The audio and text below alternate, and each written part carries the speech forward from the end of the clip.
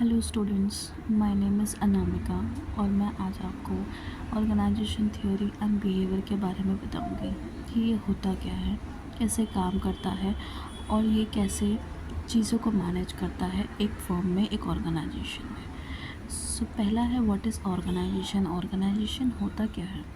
N organisation is a group of people working together to achieve the specified goal. कि group of people, organisation कैसे चलता है कि एक अकेले इंसान से नहीं चलता है, ठीक है। तो उसके लिए क्या है, आपको लोग चाहिए होते हैं जो एक साथ मिलके एक स्पेसिफाइड गोल जो उनका ऑर्गेनाइजेशन का होता है उसे कंप्लीट करता है। Organisation is created for achieving any particular motive within the time frame with the help of the people. अभी कोई भी ऑर्गेनाइजेशन का एक मोटिव होता है और उसे करने के लिए एक टाइम फ्रेम दिया जाता है, राइट। ऐसा नहीं होता कि एक भी कोई आपका टारगेट है या कोई आपका एक आपका गोल है और उसको आप सालों साल चला रहे हैं, ऐसा नहीं होता है। कैसे, ठीक है। तो उसके लिए जैसे 1 महीने का टाइम पीरियड होता है, उसी टाइम पीरियड के अंदर आपको वो अपना टारगेट कंप्लीट करना होता है with the help of people.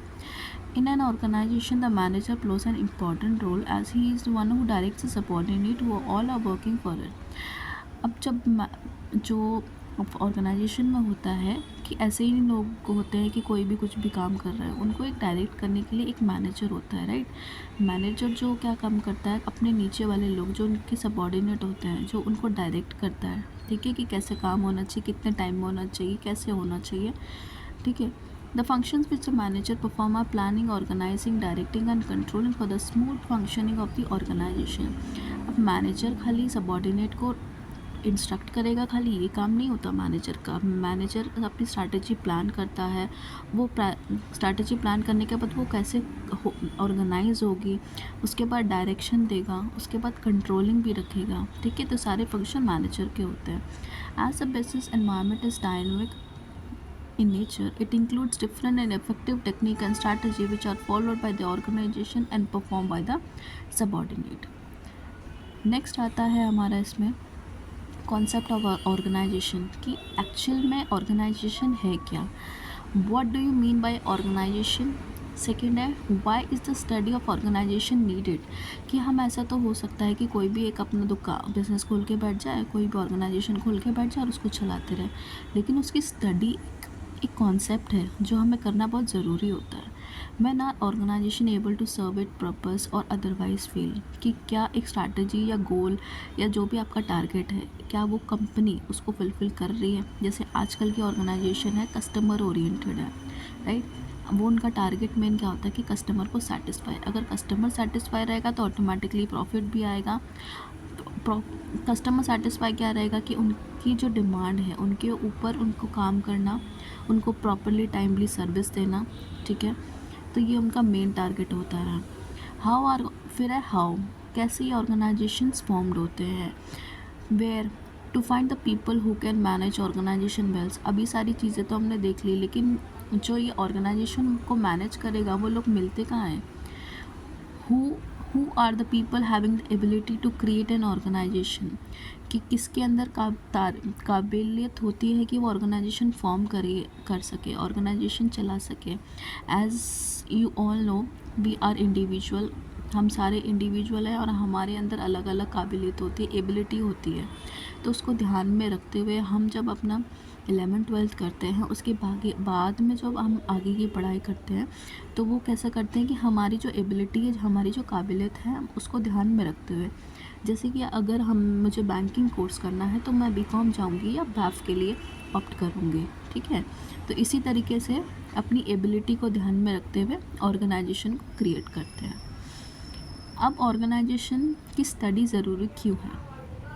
The sequence of activity necessary to achieve objectives are too much for one individual and they must be cut into sequential units that are managed by human beings. अब एक बड़ी organisation होती है, सिर्फ उसमें काम करना और करवाना ही एक काम नहीं होता, राइट। इतना बड़े काम को क्या मैनेजर और सबऑर्डिनेट कर सकते हैं? नहीं। इसके लिए एक अलग अलग यूनिट, एक सीक्वेंशियल यूनिट, मतलब इसके बाद क्या प्रोसीजर होगा उसका एक यूनिट बनता है और हर एक इंडिविजुअल या group of people and manager उसको हैंडल करता है। At the individual level the units are roles, at the group level the units are departments, These units are integrated or organized in a particular sequence or pattern designed to achieve the objectives and the resulting pattern. अब जो subordinate वाला level होता है उसमें क्या होता है, एक हम रोल है. अगर मैं एक ऑर्गेनाइजेशन में एक लोअर लेवल पे काम कर रही हूँ तो वो मेरा एक रोल है. जब ग्रुप लेवल पे आती हूँ तो वो यूनिट जो है छोटे छोटे यूनिट्स में एक डिपार्टमेंट बन जाता है. और ये सारी चीज़ें इंटीग्रेट मतलब एक साथ जुड़ के एक ऑर्गेनाइज को एक पैटर्न देती है ताकि वो अपने ऑब्जेक्ट को अचीव कर सकें. Right. Organisation pursue goals and objective that can be more effectively and efficiently achieve by the concern action of the individual. कि हर एक इंडिविजुअल का अपना एक अलग इसमें जो बोलते हैं ना कि एक एनर्जी या अपनी एबिलिटी डालता है तो ही वो हमारे एक पूरा एक साथ ऑर्गेनाइजेशन का जो गोल है वो हम अचीव कर सकते हैं. Hospital, education institution, production units, service centre are nothing but ये ऑर्गेनाइजेशन है.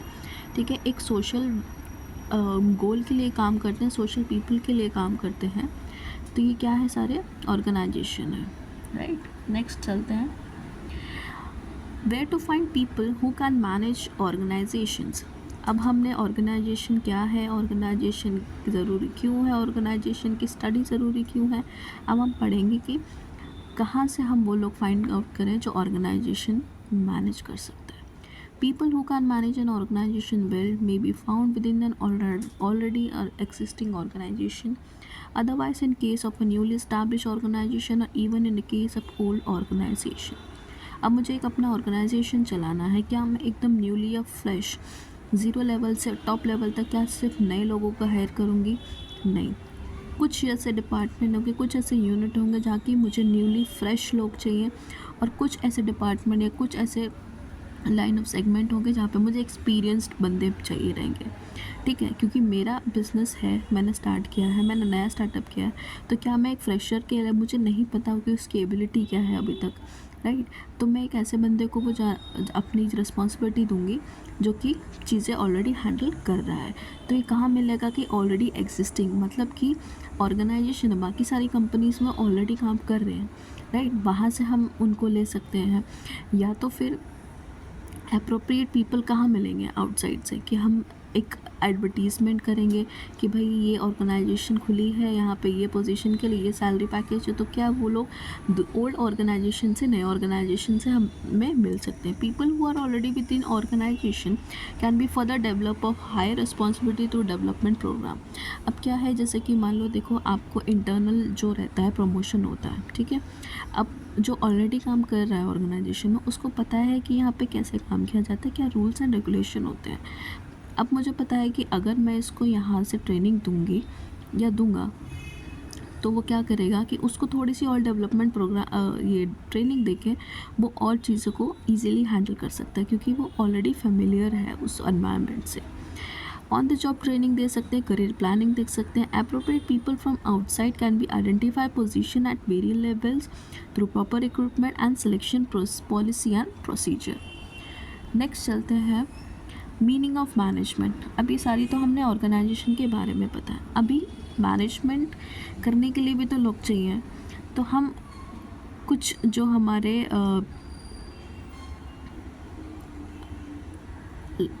The term management as the process of planning, organisation, leading and controlling. तो ये कुछ हमारे एक्सपर्ट्स थे जिन्होंने डिस्क्राइब किया टर्म मैनेजमेंट को कि मैनेजमेंट क्या है, मैनेज करना. राइट. तो वो क्या है, एक प्रोसेस ऑफ प्लानिंग है, organising, leading, controlling the work of organisation member and all of using available organisation resource to reach stated organisational goals.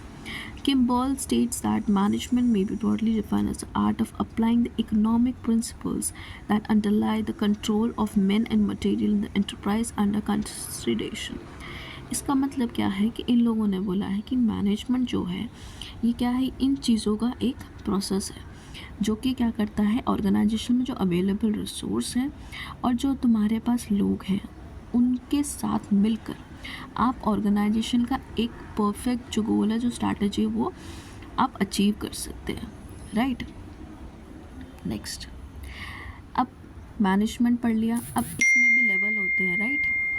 Level क्या होते हैं,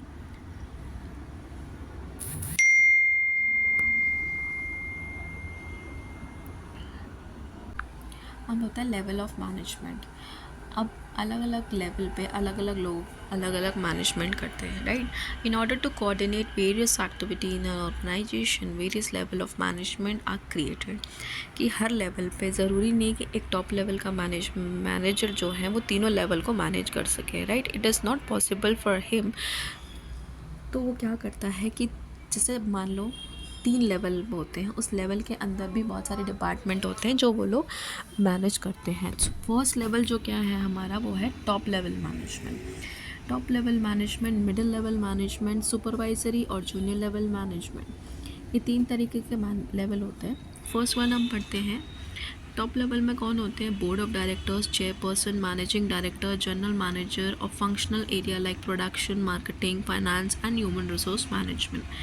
Top level management gets involved in all the activities like planning, organizing, directing, controlling. However, it focuses more on planning, organizing than the other level of management. ये लोग क्या करते हैं, जो main चीज़ होता है ऑर्गेनाइजेशन में, जैसे कोई प्लान कर रहा है तो एक बड़े ऑर्गेनाइजेशन में जब तक टॉप लेवल से अथॉरिटी नहीं मिलती या उनकी मंजूरी नहीं मिलती तो हम वो चीज़ नहीं इम्प्लीमेंट करते, राइट। तो यहाँ पे टॉप लेवल का ज़्यादा रोल आ जाता है।